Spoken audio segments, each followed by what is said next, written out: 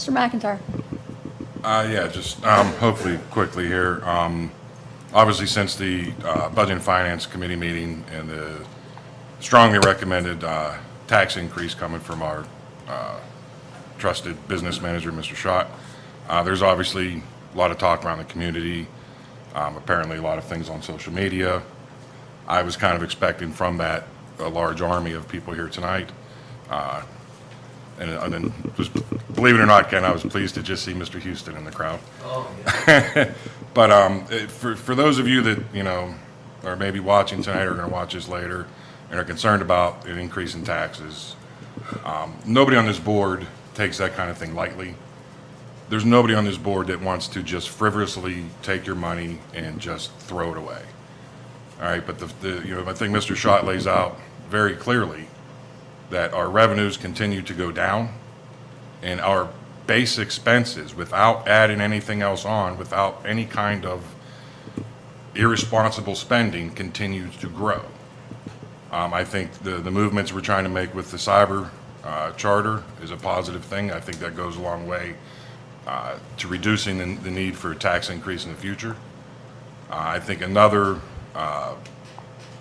potential big not windfall for us, but money saving for us that would alleviate at least a portion of the needed tax raise, if we find that it's needed, is the MS4 fee that's being assessed right now that we've already actually paid into as a school district.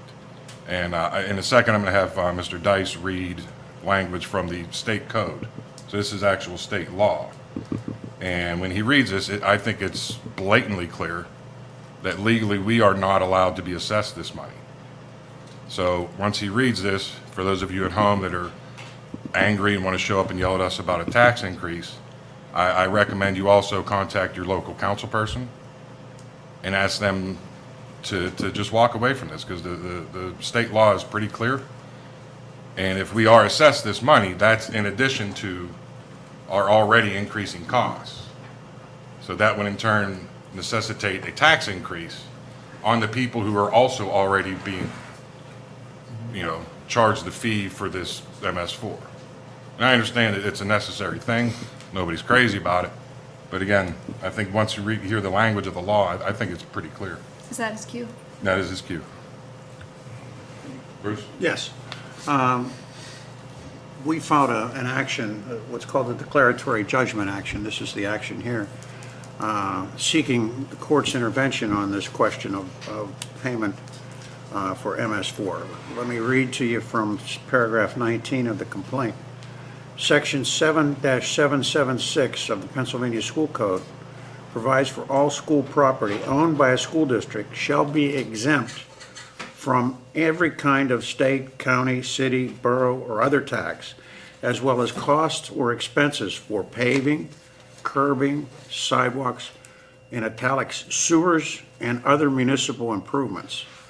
That's a quote from the statute that indicates that you're exempt from this type of improvement or sewer fee, if you want to call it a sewer fee. There's also a case that we cite that's already come down on this question, and we set that forth in the complaint. The exposure here is almost $100,000, so it's something that you certainly want to make an issue of. I think that it's fairly clear under the law that the school district is exempt, and you have 11 properties that are affected by this. So you also have Forbes that's in Monroeville, and they're affected. Sunrise is affected. So there are other schools that are joining in this action, and hopefully this won't take too long to be decided. We've kind of fast-tracked it, so we'll see. Thank you, Mr. Dice. Thank you, Bruce. Anything So else? again, if you agree with us that that's pretty clear, call your council person, be polite, and discuss the issue. So that's all for me.